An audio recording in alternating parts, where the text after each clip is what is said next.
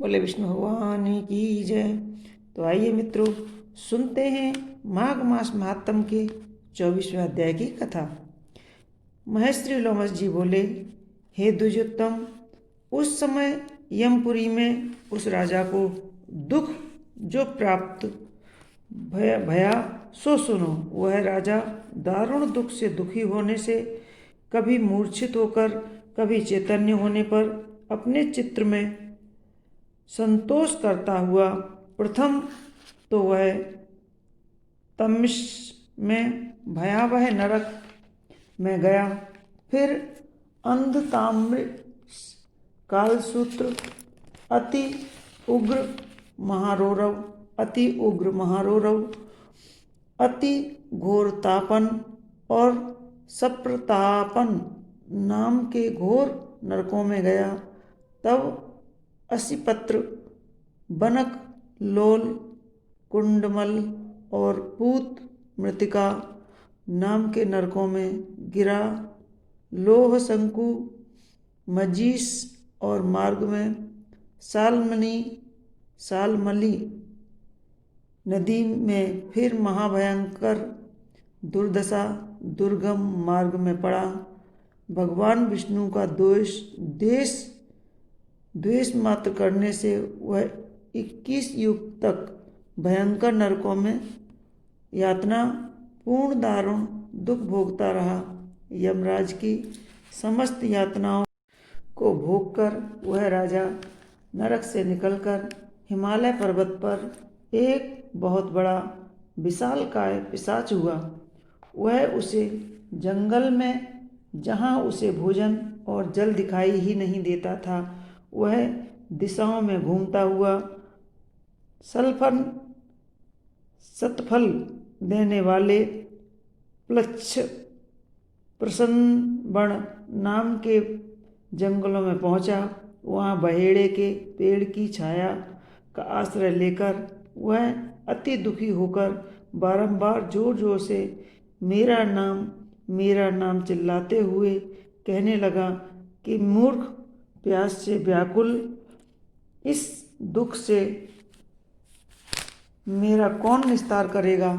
लोमस जी बोले, इस प्रकार देवदूती ब्राह्मण जो वेद पाठ कर रहे थे, करुणा भरे इन रुदन को सुन करके, और उन्होंने वहां आकर एक पिशाच को देखा जिसका चेहरा विकराल लाल डरावनी आँखों पर शरीर दुबला था, काले काले बाल ऊपर खड़े थे, शरीर काला था। वह दूसरा यमदूत सा दिखाई पड़ता था, जिसकी जीभ हिल रही थी, लंबे लंबे ओंठ थे और लंबी लंबी जांघें नाड़ियों से चिपकी थीं, लंबे लंबे पैर, सूखा चेहरा, धसी हुई आँखें तथा सूखी ठठरी वाले उस पिशाच को देख करके आश्चर्य में आकर वेदपाठी मुनि ने पूछा कि ऐसा डरावनी आकृति वाले तुम कौन हो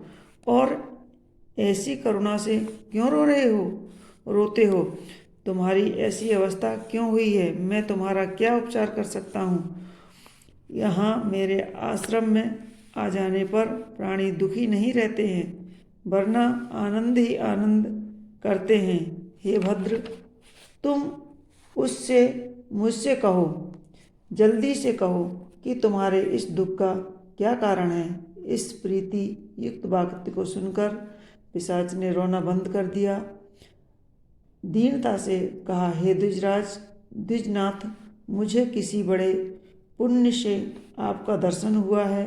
वह अपने पहले जन्म के वृतांत को कहने लगा। प्रेत बोला, विष्णु भगवान के द्वेष करने के कारण मेरी ऐसी दशा हुई है। हे ब्राह्मण, जिस हरि का नाम प्राण निकलने समय लेने से मनुष्य विष्णु पद को प्राप्त होता है, हे द्विज, उस भगवान से जो प्राणी का अंतरात्मा तथा उसका पालन करता है, तीनों लोकों में धर्म और पुण्य को देने वाला है, जिसकी ब्राह्मण लोग तप द्वारा प्रार्थना करते हैं, ब्रह्मा आदि सब देवता सनकादिक तथा योगी जन जिसको मुक्ति के लिए पूजते हैं, जो आदि मध्य और अंत रहित है, विश्व का विधाता है, सनातन है, अनादि है, उसी से मैंने बैर किया जो मेरे पहले जन्म के पुण्य थे, सब विष्णु द्वेष रूपी अग्नि में जलकर भस्म हो गए। यदि किसी प्रकार से मेरे इस पाप का अंत हो जाए तो इससे मुक्त होकर मैं सिवाय नारायण के अन्य किसी देवता का पूजन नहीं करूँगा। विष्णु भगवान का द्वेष करके मैंने नरक में कठिन से कठिन दुख बहुत काल तक भोगे हैं और नरक में से निकल कर मैं पिशाच योनि में आया हूँ।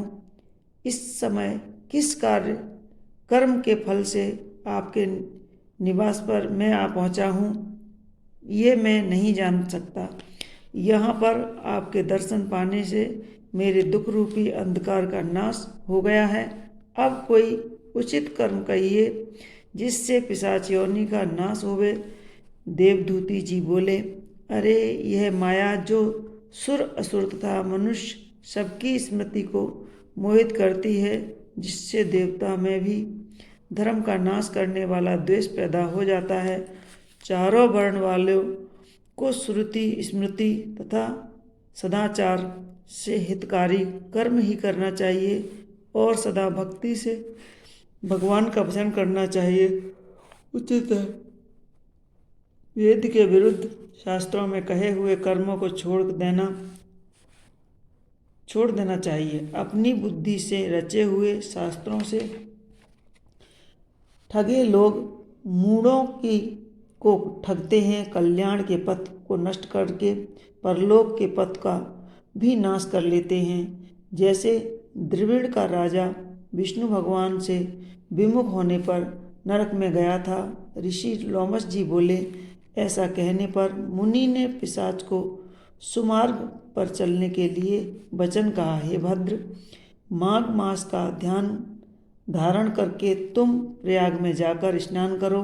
वहाँ पर तुम पूर्व जन्म के पापों से छुटकारा पाकर पिशाच योनि से निसंदेह मुक्त हो जाओगे और वहाँ पर स्नान तप दान करने से स्वर्ग मिलता है। यह सनातनी श्रुति है, इससे बढ़कर दूसरा कोई प्रायश्चित एवं उपाय नहीं है। संसार में यह स्वर्ग तथा मोक्ष को खुला हुआ द्वार है, जिसके जल के एक कण का स्पर्श करने से केरल देश का ब्राह्मण मुक्त हो गया था। ऋषि का ऐसा वचन सुनकर पिशाच के मन में बड़ी शांति उत्पन्न हुई, मानो दुख से वह छूट गया। प्रसन्नता से उसने विनयपूर्वक मुनि से पूछा, बोले, विष्णु भगवान की जय। यह थी माघ मास के 24वें अध्याय की कथा। 25वें अध्याय की कथा हम आपको आगे की वीडियो में सुनाएंगे। तो आपको हमारी कथाएं कैसी लगती हैं हमें कमेंट्स बॉक्स में ज़रूर लिखें और हमारे वीडियो को लाइक करें, हमारे चैनल को सब्सक्राइब अवश्य कर लें, ताकि आने वाले समय में हम आपको इसी तरह अच्छी और महत्वपूर्ण कथाएं कंटिन्यू सुनाते रहें। धन्यवाद।